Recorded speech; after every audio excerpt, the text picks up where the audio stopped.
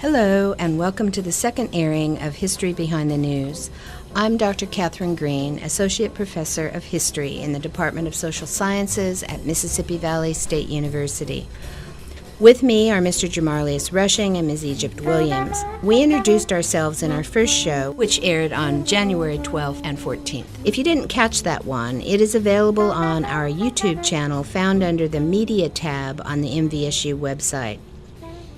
We had intended at that taping to record our second show on January 17th for airing on January 19th and 21. Unfortunately, the weather didn't cooperate as the campus was closed due to ice. Then the flu epidemic got involved, and so we were unable to tape, even on January 24th. So here we are now for the show to air on February 23rd and 25th. As explained in our first show, we are considering the Cleveland, Mississippi desegregation case, which has been so prominent in the Delta and state news in Mississippi. The lawsuit which led to this desegregation in Cleveland is Cowan versus the Cleveland School District, and the complete desegregation of public schooling finally began in August of 2017 from the settlement of this case, a federal lawsuit which had begun in 1965. We presented some of the historical background to school desegregation and to Cleveland, Mississippi in our first show, so we encourage our listeners to recall or listen to that first show of History Behind the News. In the Cleveland School District case, despite the court settlement of the case, all has not been smooth sailing. As related in several issues of Mississippi Today on September 12, 2017, January 16, 2018, and February 12, 2018, the public school district has lost many students and more than half to private school academies such as Bayou Academy, North Sunflower Academy, and Indianola Academy. This has led to discussions of possible administrative staff layoffs as enrollments decline. With a loss of 100 students, that calculates out to a $500,000 loss of funds to the school district based on $5,200 per student received from the State Department of Education. A 3% enrollment drop results in a 3% funding drop. Enrollment has been declining in the school district since 2013, so that was before the desegregation began last August. There have been complaints about inequitable treatment of school traditions in this desegregation process. It has been difficult to find community leaders to be able to attend the radio station for our taping. Today we are welcoming Pastor Reverend Terrence Rash, who has graciously agreed to attend this taping on short notice to present the views of some people who were against the desegregation and the way it has been carried out, as well as his own opinions on what is happening. Reverend Rash is pastor of St. Peter's Rock Missionary Baptist Church in Cleveland. Ms. Egypt Williams will begin the conversation with Reverend Rash. Reverend Rash, I would like to ask you about your life in Cleveland and your connection with this lawsuit. When did you first hear about it? Okay, my life in Cleveland. I'm a product of the Cleveland School District. I went to elementary school, started off at Cypress Park, went to what is now, what was then when I went was D.M. Smith Middle School, and I went to Eastside High School. I was a graduate of Cleveland School District, and I actually attended Delta State also, which is in Cleveland. Mm-hmm. When did you first hear about the lawsuit? It wasn't too long ago. Maybe a few years ago, I heard about the lawsuit, and different committees were organized to try to desegregate the schools. I know the committee I was on met on several occasions as what we were going to present to the board as far as what we needed to do in consolidation as far as the schools are concerned. Okay. Do you have any children in the Cleveland public schools? Yes, I sure do. I have a 15-year-old. She's 9th grade at Cleveland Central High School, and I have a 13-year-old who's at the Cleveland Central Middle School. So I do have a stake in the Cleveland School District. Okay. Do you think they are receiving a good education? Yes, ma'am.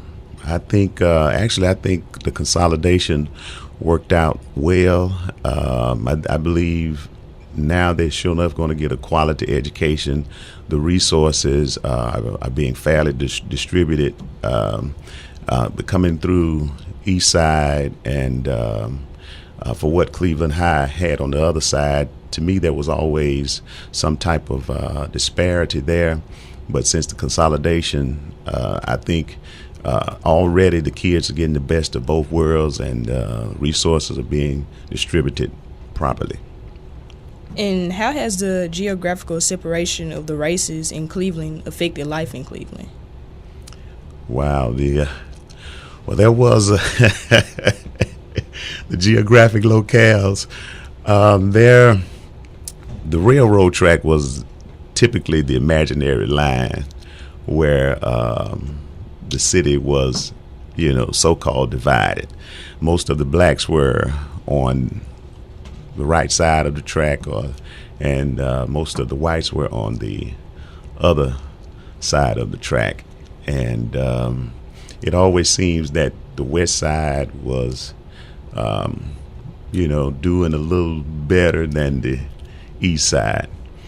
But, I would say over the past years, having grown up in Cleveland and now as a resident now, that things have gotten much, much better. And I think the consolidation of the schools was the first step as far as the communities coming together as one. Okay. Do you think the Museum of Artifacts from both previous high schools to be housed at Delta State will act as a unifying factor? I believe so. Anytime we want to see the history of both schools, we can go to that particular museum. Also, it would be a great tool for our children's children to know about the history of both schools, East Side and Cleveland High. So I think it would be great for both communities. Do you think the consolidation will improve the education for students from the east side of Cleveland? Yes, I definitely know so. Already, programs are being implemented as far as educationally, such as the dual enrollment, where a student may be a junior or senior and they can attend college courses. So already the consolidation has improved education. But we have yet to see as far as testing results. Why do you think it took so long to settle this case? I believe both sides just trying to hold on to their traditions, ideals, because even with the consolidation, you had some on both sides that didn't want it or didn't agree to it or with it. But to me, already it has been the best of both worlds with the consolidation, and the length of time that it took, who's to put the blame on one particular individual when it was actually, maybe this faction or this faction or this faction. But I'm just glad that despite of all of these different groups, different opinions, that we were able to come together as one and to actually get it done. Okay. Mr. Rushing, you are now going to delve a little deeper into the actual workings of the consolidation as it has played out in Cleveland since August. All right. Okay. Reverend Rash, you mentioned that one of the committees that you were on created a plan to present to the board. Could you elaborate on those plans you guys created? Before the consolidation, I did serve on an advisory board that was appointed by the district, and we were just the board was created to make suggestions. Not saying that the board would use those suggestions, but we were to make suggestions as far as the tradition of each school, the athletics, expanding the athletic program, adding more programs educationally and more extracurricular activities also. Do you think the board took into the consideration any of those suggestions you guys gave them? I believe so. With what has been implemented so far that I've seen, I think that it did prove to be advantageous initially with suggestions, and that, to me, that helped the process of consolidation when they brought both sides together as an advisory board to give suggestions to the board. The community was involved. Earlier, you mentioned attending Eastside, how you saw firsthand the disparities. Could you elaborate on some of those disparities that you witnessed? And well, when I came through Eastside, there was just always this notion that let me just say it like this: the good stuff went to Cleveland High, and the bad stuff came to Eastside per se. But we both sides, we were getting quality educations, and we did have the best of teachers. And actually, when I was at Eastside, they started the busing program, if I could call it that, and you could see how things were beginning to change, because if courses were being offered at Cleveland High that were not offered at Eastside, we were bused over to Cleveland High to take those courses. And if the course was offered at Eastside, then they would bus Cleveland High students to Eastside. So you could see the change that was happening as far as the schools were concerned. And what years did you attend high school, and could you tell us about some of your experiences during this time? I attended Eastside High School from 1985 to 1988. And at that time, I think Cleveland High was about maybe 60% white, 40% black. So even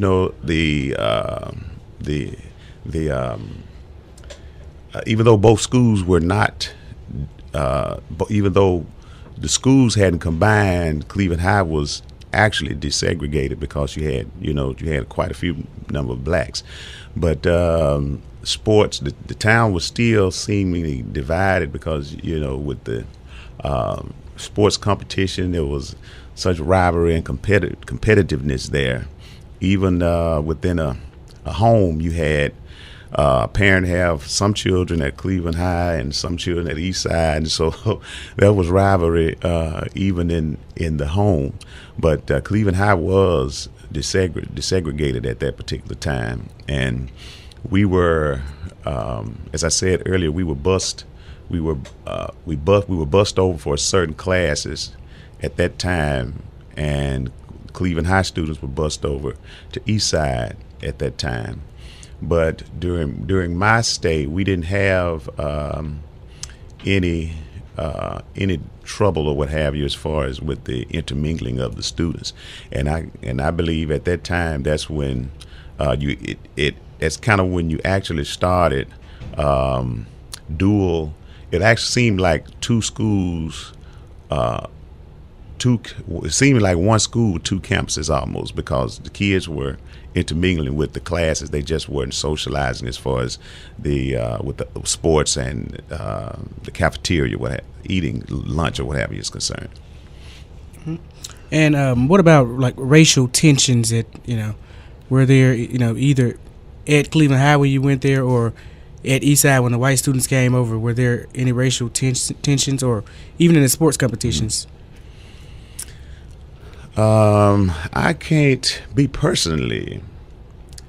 I can't recall any racial tensions. It was more of tension with Eastside and Cleveland High, more or less black and white.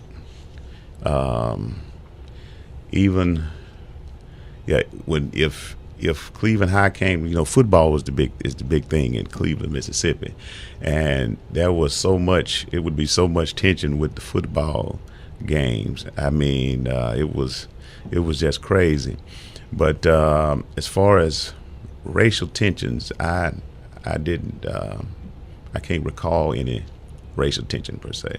Is there any part of the consolidation process that you would change? I think, and this may be yet to be seen with the consolidation, and I guess now the schools being probably 75% black. We should look at the tradition and the culture of the school, because like right now we have drill corps style marching band and versus the SWAC style marching band, and so to me things of that as we go forward should be pursued. Around homecoming, I saw in the bottom of a commercial an article in which concerns were expressed about homecoming festivities. A group of citizens felt as if the homecoming festivities didn't include both cultures. Did you share those concerns or with others? Did you meet with anyone on that issue? Well, I didn't meet with anyone, but I know where you're coming from. That goes back to that traditional culture thing, because at Eastside we did, as far as homecoming, we have we had coronation, Miss Eastside, we had Miss Homecoming, and we did those things during homecoming, and the parade was just wow. I don't know what to say about the parade, but this homecoming, and maybe because we are so, this is our first year, we didn't do the coronation, and I felt that the parade should have maybe taken just a couple of streets through, on the east side of town and the west side, because the parade actually came through the west side and just went downtown. But I thought it could at least dip down one of the main streets in the black community, Christmas Street, and came back up. So we may iron those things out in the near future, because it seems like we're on the right track as of now. The middle school actually had a coronation this year, so the middle school seems as if they're maybe maintaining more of the traditions that you're speaking about. Mm-hmm. Do you think what do you think is the cause of this? Do you think it's leadership, or what is it? Because both schools were basically ordered to consolidate at the same time. One school, one school did coronation, the other school did. One school maintained, seeming to have maintained tradition, the other one isn't. What do you think is the actual cause? I think if you had enough community involvement that wanted the coronation, I don't think it would be any problem with having a coronation and other activities during homecoming. Also, as a result of these disappointments, there was an alternative homecoming planned this year. Were you involved in the organization of this alternative homecoming for Eastside? And how did you feel about the development of it? No, I wasn't involved in alternative homecoming. Okay, those were the activities during Thanksgiving. During the Thanksgiving week. I participated in some of the activities, but I wasn't involved in any of the planning of the activities. Does the enrollment decline published in Mississippi Today concern you at all? Yes, I would say yes and no. Yes, because of the loss of funds that we've experienced, but I believe with the programs that are being offered now, and as far as academically and the extracurricular activities that are involved and the sports, I actually believe the enrollment is going to go up. I believe we probably will start drawing from the surrounding areas in the county. True, that's my take on it. What do you think it says about the future of Cleveland Central School District's enrollment? Is this enrollment decline, is it a picture to what will happen in the future, or is this just something that's I think once students and parents see what's being offered at Cleveland Central High School, because I know as of now some were so surprised that the consolidation went as smooth as it did, and with what's being offered there. And I think there was some security issues or what have you, but we don't have much trouble. The programs are quality programs. My kids are in the district and they love it. They're friends with kids that went to Cleveland High and friends that went to East Side, and so the kids are gelling great. It's just some parent need to come on board, and I think after maybe a couple of years or a few years, they see that what's being offered through the consolidation is quality. I think some of them may even come back. What are the main issues that you see or roadblocks that would stop a successful consolidation process? The only roadblock I see is not the kids, it's the parent. It's the parent and other community stakeholders that don't want to take part in the process of consolidation. But from what I've seen, for the most part, we have the right folk in place to make it happen. Some are standing on the sidelines hoping for the worst, but we're glad we have good people in place that's going to push the consolidation and push the schools forward. What do you think is fueling their reluctance to embrace the consolidation? I believe it's just holding on to tradition and culture, because I myself was a diehard East Side Trojan, from the top of my head to the sole of my feet. And you just have some people that won't change. But when the schools consolidated, I took off the black and gold and put on the purple and black. I went from a Trojan to a wolf. And these are our kids. Why would I want to hold on to a East Side Trojan when my child is going to school, going to the consolidated school, participating in sports or what have you? So, me personally, I embraced it, and just as I was a diehard Trojan, I'm a diehard wolf now.